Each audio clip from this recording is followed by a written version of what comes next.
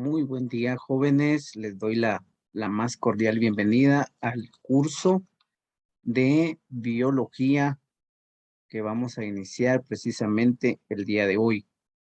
Aproximadamente las sesiones van a ser entre 9 o 10 sesiones que voy a estar compartiendo con ustedes. Por ahí ya les pasé la información por medio de Classroom, por medio de el correo. Vamos a estar trabajando un poco tal vez de una manera interactiva. Voy a probar, ya que acá en la plataforma de Zoom, pues debido a que el grupo es bastante grande, pues no tiene soporte la plataforma. Voy a tratar de hacerlo por medio de Facebook. Eh, pues por ahí ya también compartí el enlace. Eh, este video que ahora estoy grabando, pues lo voy a subir a mi canal. Por ahí yo les voy a compartir el enlace ahí en la plataforma de Classroom. Les voy a colocar el enlace para que ustedes lo puedan visualizar, lo puedan analizar. Asimismo, les escribía en la plataforma de Classroom que esa plataforma nos va a servir, bueno, me va a servir a mí mucho para estarles dando información, compartiendo los enlaces, tanto para ver los videos como para ingresar a sus pruebas parciales, alguna otra actividad. eh, de manera general, pues yo les voy a ir ampliando por ahí la situación. Por ahí también comentaban acerca de que tienen traslape de horario, el curso de biología, les comentaba algunos, pues es bastante teórico. Si ustedes pues, eh, tienen la oportunidad, pues vean el video, por ahí vean la plataforma de Classroom, suben sus actividades. Lo único es la asistencia, ¿verdad? Que siempre tienen que tener por ahí la asistencia a las sesiones. La verdad no sé cómo está eso de los horarios. A mí me asignaron de 8 a 9:30 el curso.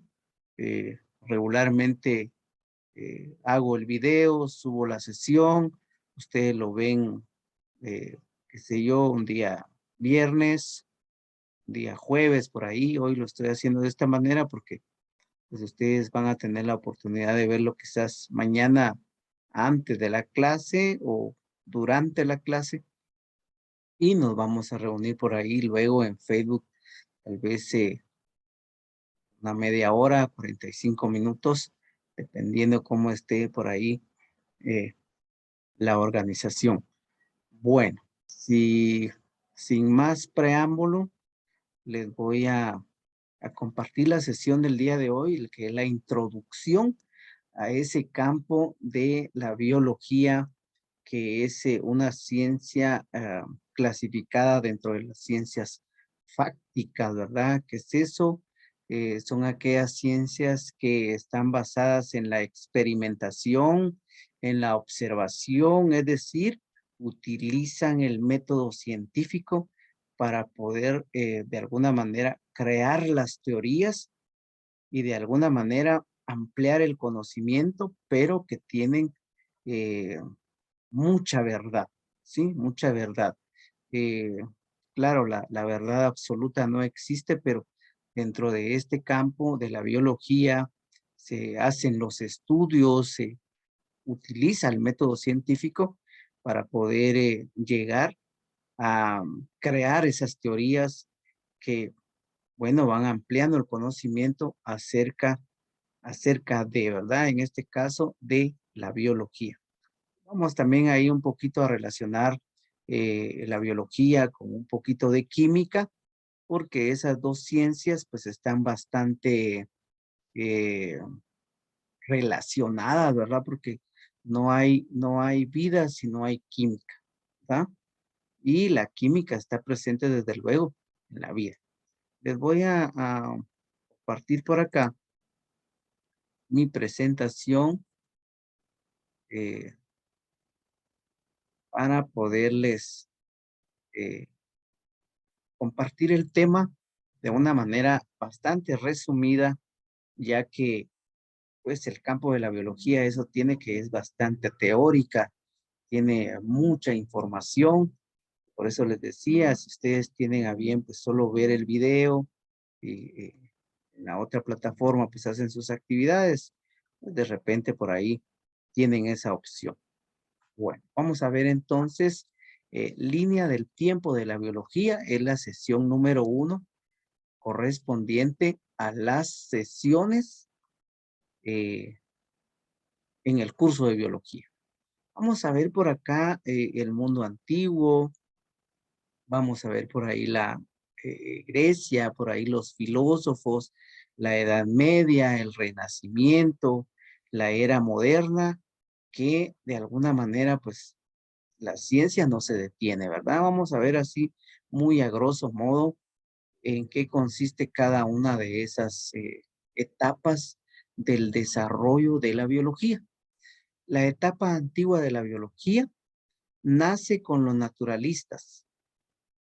La filosofía, por ahí al principio, pues en la etapa, digamos, prehistórica, en la etapa de esas primeros indicios de la vida, donde no había reflexión, pero ya en estos siglos cuarto, siglos quinto y sexto antes de Cristo, el hombre, el ser humano se detuvo y empezó a filosofar, ¿sí? Filosofar, a pensar, a reflexionar, y ahí nace esa etapa cosmológica de la filosofía, ¿verdad? Esa primera parte de ir haciendo el conocimiento, ir haciendo un poco de ciencia, aún sin saber lo que lo estaban haciendo. Aparece entonces uno de los personajes eh, que se conoce dentro de los, digamos, relatos de la historia. Aparece este personaje griego, Tales de Mileto, un filósofo, del 624 al 548 antes de Cristo. Él decía que el principio de todas las cosas eh, surgía del agua. Es decir, el agua era lo que en este sentido, hablando de biología, eh, pues bueno, surgía de ahí la vida, ¿verdad? Que ahí todo ese material llamado agua, pues daba origen a las diferentes, ¿verdad? En su pensamiento, en su reflexión. Ese fue el aporte que Tales de Mileto, uno de los 7 sabios de Grecia, es también el fundador de la filosofía natural y busca en el agua el principio y realidad de todas las cosas, ¿verdad? Ese fue su aporte, ese fue su pensamiento.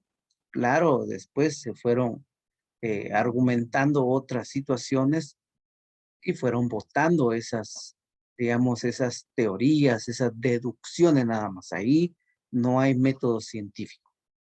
Luego aparece otro personaje, también filósofo, Anaximandro, el primer cosmólogo, aproximadamente hace unos 2600 años.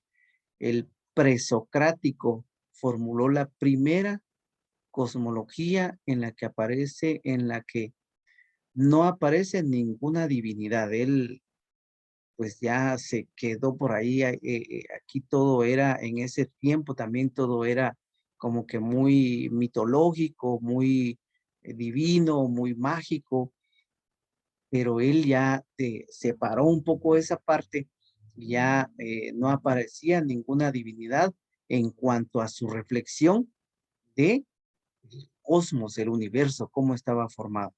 Hoy algunos de sus puntos de vista aún sorprenden por su vigencia, ¿verdad? Algunas observaciones que él hizo, siempre por ahí anotando, como todo buen científico, aunque como vuelvo a repetir, ellos no tenían pleno conocimiento de que estaban realizando ellos ciencia, ¿verdad? Al igual que hizo con la aparición de los planetas y las estrellas en su explicación, Anaximandro también dio su teoría, es decir, dio esa teoría acerca de cómo surgieron los primeros seres vivos en la faz de la tierra, en un principio, todos procedían del agua. ¿De dónde salieron? Decía Anaximandro, de dónde salieron y que luego se fueron desarrollando en la otra parte, en la tierra, ¿verdad? Es decir, que él sí de alguna manera apoyó la teoría, la reflexión de Tales de Mileto, pero él le agregó y dijo, sí, pero también en la tierra, es decir, esas dos combinaciones en la tierra es donde se termina de alguna manera de surgir, de evolucionar, de darse la vida en este sentido. Luego de eso, ya vamos por ahí creando ese conocimiento y aparece Hipócrates, ¿verdad? Aparece este gran médico de la antigüedad, es el fundador de la medicina científica. Hipócrates surgió de entre el 460 al 376 también antes de Cristo. Eh, Afirmaba que el cerebro está comprometido con las sensaciones y es el asiento de la inteligencia.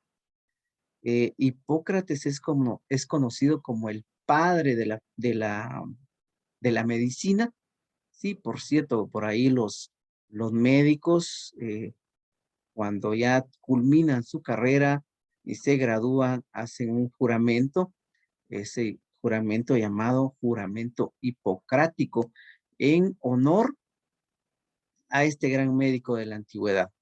Hipócrates era un médico griego nacido en la isla de Kos, siempre en Grecia, en el año 460 a.C., fue visto como el médico más grande de todos los tiempos y basó su práctica médica en la observación y el estudio del cuerpo humano. Sí, se inclinó hacia la anatomía propiamente. Por esto se le considera el fundador de la medicina, conocido como padre de la medicina, el gran médico Hipócrates. Eh, Aparece Aristóteles en cuanto a qué era la vida. Aristóteles también, un filósofo, ya él ya es de los socráticos, de los tres grandes de la filosofía, ¿verdad? Eh, Sócrates, Aristóteles y Platón. En este sentido, Aristóteles, aparte de tener sus aportes en la parte social, en la parte de la conducta, de la ética y de la moral, también se inclinó hacia el campo de la ciencia, también naturalista, y él se inclinó bastante acerca de la zoología, sobre todo en el campo de la biología marina, donde generó numerosos análisis y propuestas sobre el origen, anatomía y funcionamiento de los animales.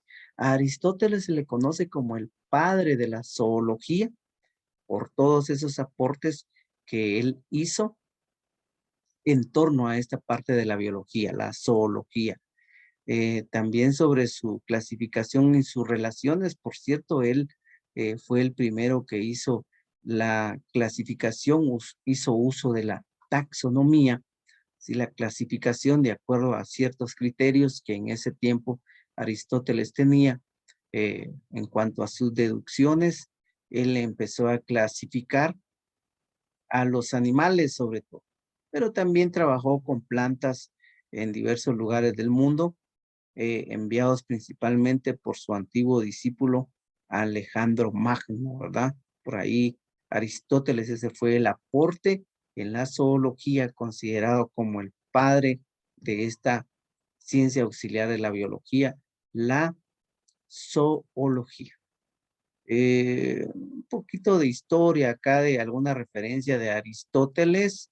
No fue un simple naturalista, también desarrolló el primer estudio propiamente científico, oigan, qué interesante esto, de los seres vivos, y a partir de él formuló la primera teoría de la clasificación sistemática de los animales y una completa teoría de la ciencia y la metodología de la investigación científica, considerado uno de los primeros personajes de la historia que utilizó el método científico como tal, no con todos los pasos que se tiene ahora ya contemplado en ese sistema de investigación, pero también él hizo esa parte, ese aporte, también incluyó ese sistema deductivo e inductivo que tiene la ciencia también para poder ir haciendo esos descubrimientos. Muy bien. Eh, por ahí Aristóteles entonces hizo ese gran hallazgo. Aparece este personaje, Galeno, médico también, considerado príncipe de los médicos o también llamado Aristóteles de la medicina, ¿verdad? También un pensador bastante excepcional, bastante ingenioso, grandes aportes que hizo este médico. Galeno de Pérgamo, también conocido como Helio Galeno o Claudio Galeno, fue el médico más famoso después del padre de la medicina, Hipócrates, ¿verdad? Dentro de la historia de la medicina y la anatomía, Galeno es uno de los más destacados médicos de la antigüedad. De su nombre se deriva el monte de Galenos, es decir, que eh, Galeno es considerado como el doctor, en este sentido, de practicar ya la anatomía. Se inclinó mucho por esa parte de la medicina, la anatomía, es decir, considerar ahí todas las partes que van a formar al organismo, en este caso, pues, el cuerpo humano, ¿verdad? Por ahí entonces la definición real es que una persona autorizada para ejercer la medicina, la palabra galeno, ¿verdad? Ahí por ahí le dicen a los doctores, en este caso también los galenos, ¿verdad? Dentro del estudio de la anatomía son bien conocidos dentro de eso que hizo, de hallazgos que hizo Galeno, conocidas 4 estructuras que aún llevan su nombre como él las bautizó, como él las descubrió, por ejemplo, la vena cerebral magna, el asa nerviosa sensitiva del vago, la vena marginal derecha del corazón y la glándula lagrimal principal. Él por ahí determinó, le fue colocando esos nombres interesantes, estudió mucho esa parte del sistema nervioso, el sistema circulatorio, y esos fueron los aportes que Galeno hizo en este sentido. En neurología también es conocida una entidad clínica denominada malformación arteriovenosa de la vena de Galeno, ¿verdad? Conocida con las letras o las sílabas MABG, ¿verdad? Que aparece dentro del periodo embrionario y da lugar a una compleja red de vasos arteriales y venosos que genera una derivación de sangre desde el parénquima cerebral hacia la malformación con repercusiones hemodinámicas y neurológicas, ¿verdad? Por ahí relacionado con problemas neurales que en este sentido, para el tiempo que vivieron estos personajes, pues grandes aportes para el campo de la biología. Dejamos ahí esta parte de la antigua Grecia, muy interesante desde luego, y vamos al Renacimiento.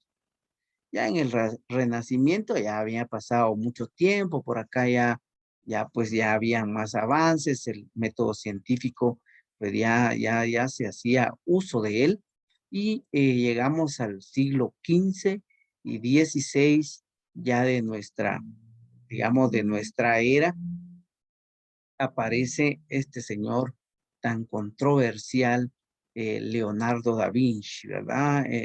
Incursionó en la biología a través también de la anatomía. con los primeros dibujos del cuerpo humano detallando músculos y huesos.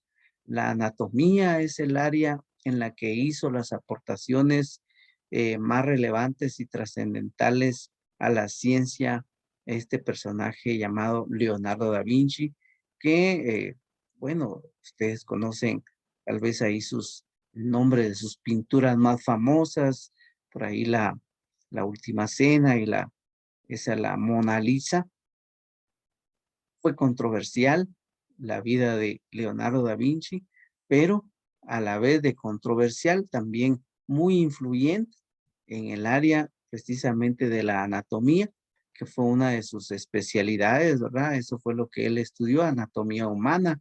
También incursionó en el campo de la zoología, la botánica, la geografía, la óptica, la aerodinámica, hidrodinámica. Era un tipo polifacético, ¿verdad? Aparte de que era pintor, también tenía esas características, era un genio, ¿verdad? Leonardo, eh, la vista era el principal sentido para él, el que nos permitía en este sentido, perdón, o nos permite entender el mundo.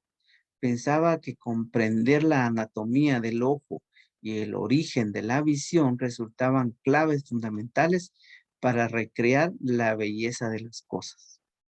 Así que ese fue el gran aporte de este hombre que abre el Renacimiento. Aparece por acá Vesalio, fundador de la anatomía moderna, con ese su tratado de anatomía, que todavía lo consultan por ahí los estudiosos de la medicina cuando están haciendo sus prácticas, sus investigaciones, toman ahí a Andrea Vesalio como parte fundamental de los,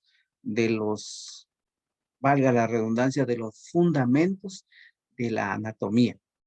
Vesalio estudió y develó la anatomía humana más que todos sus predecesores al crear en 1543 ese su tratado acerca de la estructura del cuerpo humano, el cual puede considerarse como el primer tratado moderno de anatomía, tanto por su claridad como por el rigor expositivo de sus contenidos, y ha sido uno de los libros más influyentes sobre anatomía humana.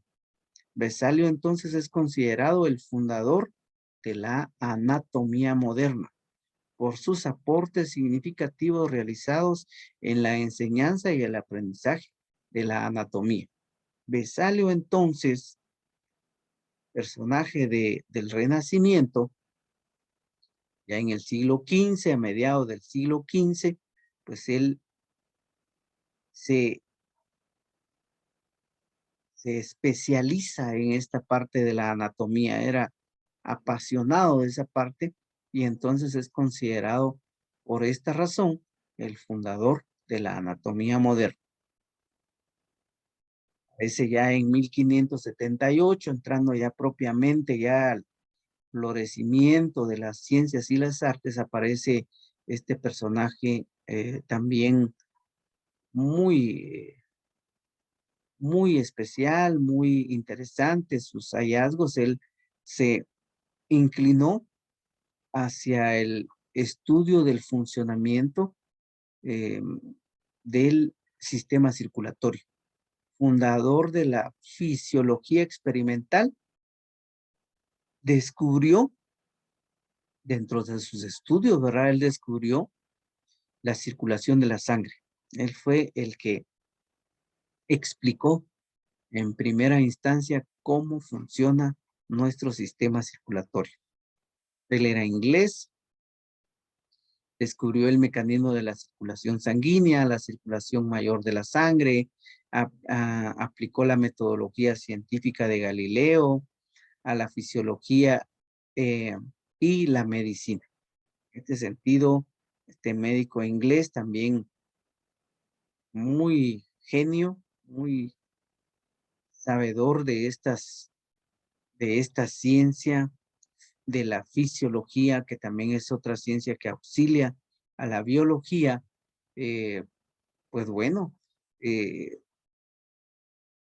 Su gran hallazgo fue calcular que la sangre que bombeaba el corazón en una hora era equivalente a 3 veces el peso de la persona y consigue explicar en torno a esto la función de las válvulas de las venas, pero no pudo demostrar la comunicación del sistema arterial y venoso mediante los capilares sanguíneos, lo que vino a reconfirmar o ampliar de alguna manera Marcelo Malpighi, que él ya explicó cómo era esa conexión entre venas y arterias, confirmando el mecanismo propuesto por Harvey, ¿verdad? Él solo le vino a dar como el toque final a esa teoría del conocimiento y explicación del sistema circulatorio. Entonces, Harvey fue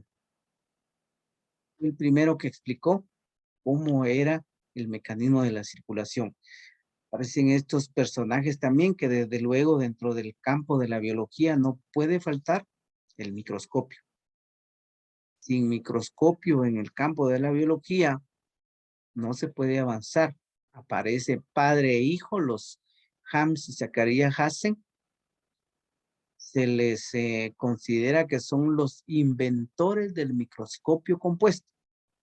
Este consistía solo de la parte óptica, los lentes y un tubo que lo sostenía y alineaba para poder hacer esas observaciones, desde luego, ya en el campo de la microscopía.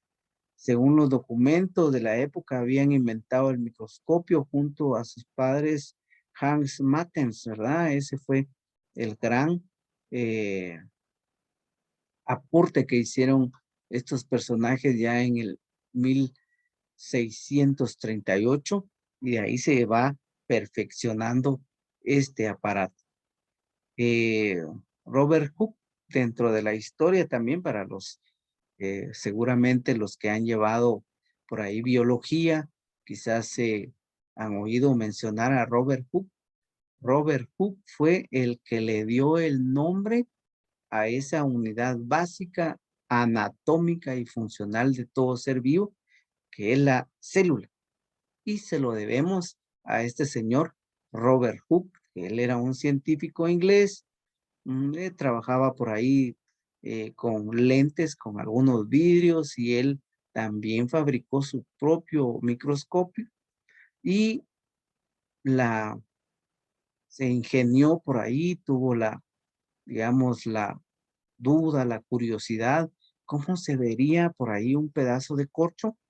Lo colocó por ahí en el microscopio y descubrió unas estructuras como mallitas, como celdillas, y ahí viene el nombre entonces que él le llamó célula a esas observaciones que él logró determinar a través de ese microscopio que él mismo había fabricado. Entonces le debemos entonces a Robert Hooke, uno de los primeros que observó una célula y que le dio el nombre como tal.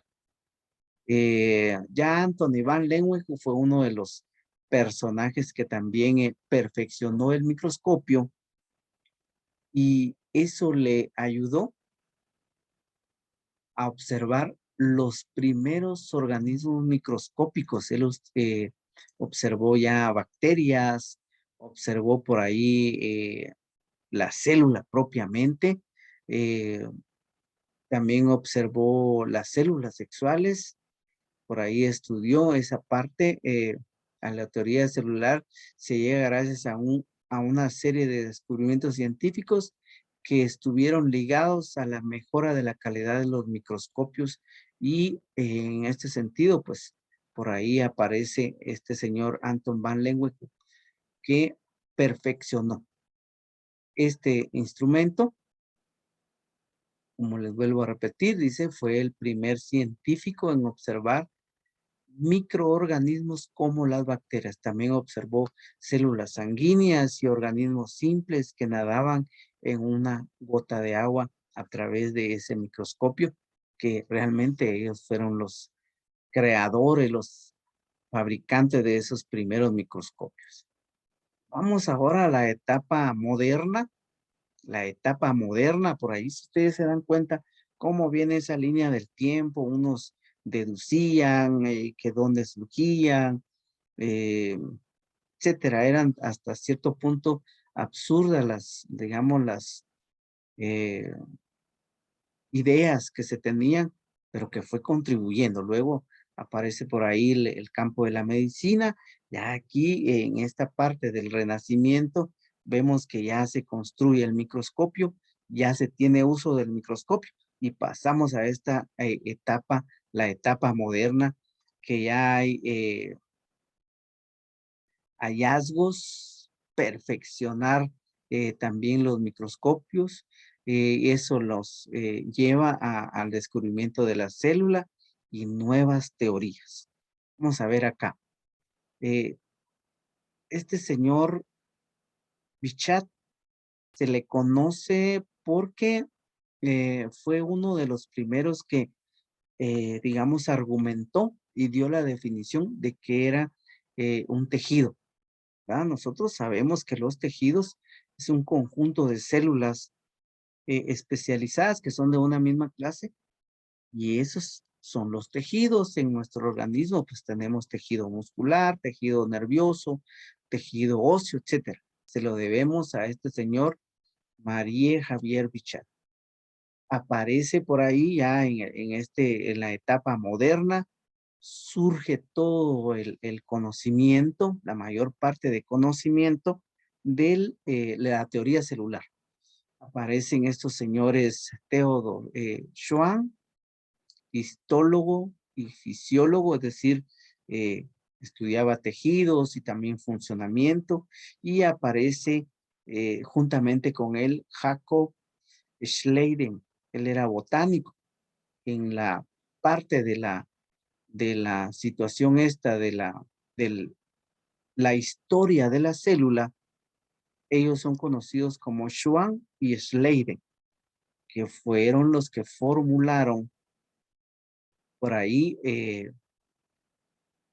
una de las teorías, perdón, uno de los enunciados de la teoría celular, que fue eh, uno de ellos: todos los seres vivos están formados por células o productos eh, secretados por las células. Ellos formularon, de hecho, dos enunciados de la teoría celular moderna. Por ahí es entonces: todos los seres vivos, dicho de otra manera, están formados por células. Y la segunda dice por ahí: la célula es la unidad básica de organización de la vida. Ellos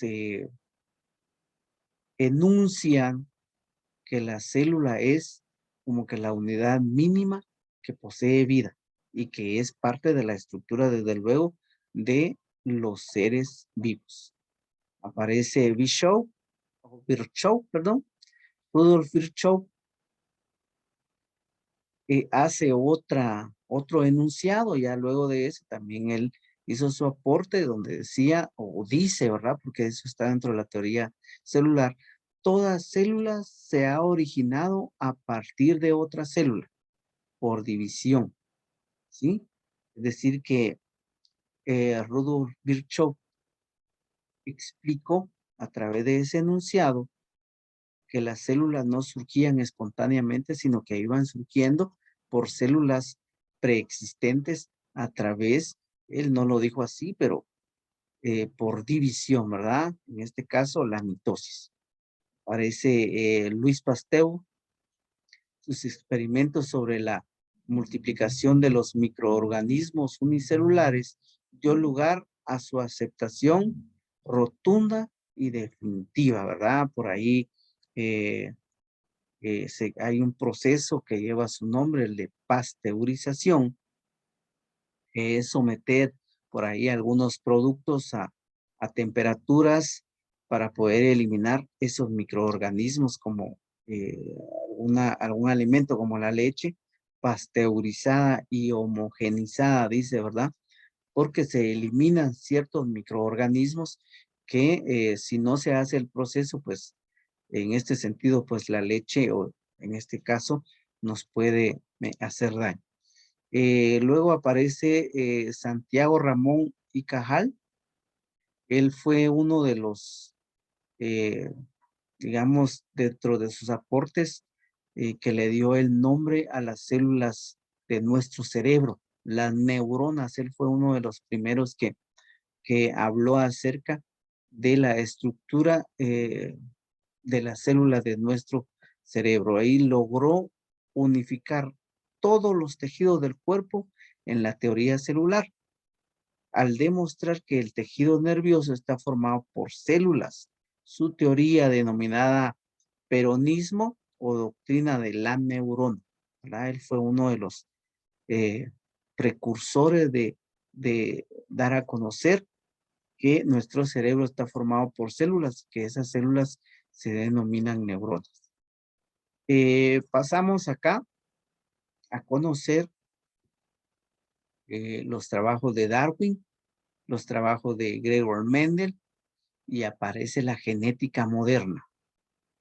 Esta parte de la, de la línea del tiempo de la biología marca como el principio para conocer lo que modernamente ahora conocemos y que nos ha llevado inclusive a raíz de esta parte, llegar a conocer el genoma, e inclusive hacer organismos transformados por ahí a partir de una célula madre, generar otros organismos, producir órganos, etcétera, a través de estas teorías de la evolución, fusión de Darwin con Mendel, ¿verdad? La biología moderna explica el hecho evolutivo sumado a las ideas de Darwin, las leyes de Mendel y los conocimientos de la moderna o de la modernidad en el campo de la genética.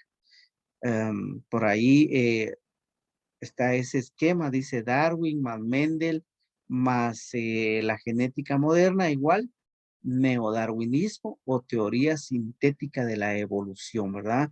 Por ahí entonces, cuando se dio a conocer esta parte, quedó resuelto el misterio del modo de la transmisión de los caracteres hereditarios, porque estos personajes, sobre todo Mendel, basándose en algunas teorías que había hecho Darwin antes, pues logró explicar aquello que los científicos de alguna manera decían Darwin está perdido, y vino Mendel y descubrió por ahí cómo era que se transmitían esas características y se logró de alguna manera explicar esta parte.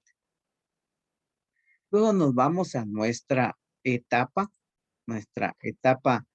contemporánea, donde aquí florece mayormente ya en el siglo XXI, la publicación del primer borrador de la secuencia del genoma humano hasta lograr determinar el análisis de la información de la secuencia del genoma humano, más o menos en el año 99, 2000, por ahí ya a partir de ese tiempo, pues el campo de la genética se ha disparado, sobre todo en los países muy desarrollados, se han hecho grandes avances y que desde luego tienen beneficios en el campo de la salud, en el campo de la medicina.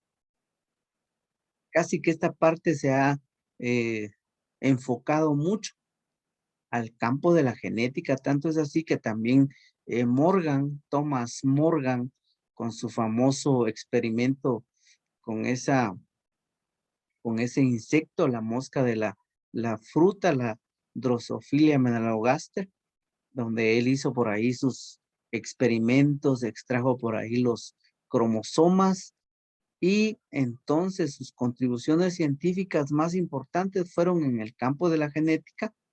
eh, por ahí ya eh, obtenía algunos galardones por la demostración de que los cromosomas son portadores de los genes. Vean esta parte tan importante. Mendel ya lo había dicho, pero aquí ya Morgan pues ya lo fundamenta, ya más científico, y él dice sí, ahí están los cromosomas en el núcleo de las células sexuales y que estos portan los genes y a esto se le conoce como la teoría cromosomática de Sutton y Boveri. Gracias a su trabajo de la Drosophila melanogaster, se convirtió en uno de los principales organismos como modelo genético, ¿verdad? Por ahí esa aportación y ahí deriva esta otra parte, los Watson y Crick, Francis Karen Compton Crick, mejor conocido como Francis Crick, es uno de los neurocientíficos británicos que junto a James David Watson, por ahí se les conoce a ellos como Watson y Crick, que fueron los que explicaron capacidad para poder, así como los filósofos tenían sus ideas, ellos también en este caso, ya en lo moderno, se pusieron a pensar cómo estaba configurada esas moléculas de ADN, ¿verdad? Y ellos dijeron, no, esto tiene que estar de esta manera, propusieron la teoría, observaron y lograron de alguna manera establecer la estructura del ADN. También se destacaron por ser un físico y biólogo molecular recibiendo el premio Nobel en cuanto a Watson. El experimento de Watson y Crick descubrieron que haciendo cristalizar la molécula y sometiéndola, perdón, a haces de rayos X de los que se estudiaba a continuación, los distintos modos de difracción, era posible discernir pistas acerca de la estructura de la doble hélice del ADN. Esa fue el aporte más importante de Watson y Crick, que lograron determinar que la molécula de ADN se presenta en una doble hélice y que tiene sus configuraciones de ahí de esos nucleótidos, esas proteínas que van a ir configuradas ahí en esa estructura molecular. Alexander Fleming, médico y científico británico, por ahí descubridor de la penicilina, al observar de forma casual sus efectos antibióticos sobre un cultivo bacteriano, fue obtenido a partir de un hongo, el hongo, perdón, Penicillium notatum. Increíble. ¿Cómo es qué capacidad de observación? Ahí vamos a ver un poco el método científico y esta parte es bien importante, ¿verdad? No se le escapó y ahora pues tenemos ese antibiótico de amplio espectro. Cuando hay infecciones severas, se utiliza por ahí ese antibiótico conocido como penicilina, gracias a Luis Pasteur. Alexander Ivanovich Oparin o Yesandar Ivanovich Oparin, ruso, gran biólogo y bioquímico soviético que realizó avances científicos con respecto al origen de la vida en la Tierra. La teoría de Oparin narra cómo es que la vida se originó en los océanos, en el océano, es decir, en el mar, por cuestiones del calor, por ahí algunos componentes químicos se unieron y por ahí empezó la vida según la teoría de Alexander Ivanovich Oparin, que explica él en su teoría cómo es que la vida se originó. Sus estudios sobre el origen de la vida plantean en síntesis que el proceso que condujo a la aparición de los seres vivos se explica mediante la transformación de proteínas simples en agregados orgánicos por afinidad funcional y que de ahí surgieron, según la teoría, su librito conocido como El origen de la vida de Oparin, explica cómo es que se formaron los primeros los primeros indicios de vida, los coacervados, luego se formaron los unicelulares y de ahí fueron de alguna manera cambiando para formar toda esa diversidad de organismos pluricelulares. Se lo debemos gran parte a esa teoría de Oparin. Ya por último, les comparto por acá, ya casi para finalizar, la ciencia no se detiene desde luego. Ya en en el 2015, toda esta época contemporánea, la NASA confirma el hallazgo. Ahora ya no les basta, los científicos se ha de conocer mucho, lo que dan a conocer tal vez no es toda la verdad de lo que realmente se conoce, pero están haciendo estudios ya, cómo es que posiblemente hay vida en otros planetas, si no es que ya de alguna manera, pues ya tendrán por ahí la información y todavía no la han presentado seguramente conforme esto va avanzando eh, con los hallazgos de la vida en otros planetas. Ya en el 2020, recientemente, se pretendía enviar un robot para buscar señales de vida, además de continuar con el trabajo de investigación que se desarrolla desde los laboratorios en la Tierra, donde se pretende determinar cuánta agua hay y su origen. Vean que en esta parte también viene esa situación de la tecnología, que es la que va de alguna manera a acompañar a la ciencia para que vaya acrecentando a través de la fabricación, de la implementación de todas de esas herramientas, en este caso digitales, sondas que se van al universo, algunos satélites que están conectados a computadoras donde ellos reciben esta información. Eh, ¿Qué actividad van a hacer ustedes en esta, en este tema?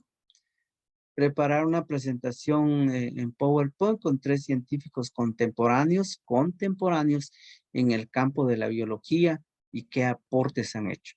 Yo ahí en Classroom voy a colocar por ahí algún archivo para que ustedes no se queden simplemente digamos, con la información, sino que ustedes también hagan un poco de aporte en este sentido de su eh, trabajo, su actividad. Jóvenes, realmente para mí ha sido un gusto poderles compartir el primer tema de la biología. Es muy extenso realmente, muy teórico y en breve pues yo les voy a estar compartiendo el enlace para que ustedes pues puedan tenerlo a la vista y que puedan de ahí de alguna manera pues, ir tomando nota de algunas cosas importantes o investigar y ampliar también algunas otras digamos, actividades que en esta presentación, pues, yo no las mencioné. Así que gracias, jóvenes, y nos estamos comunicando por algún otro medio. Hasta luego.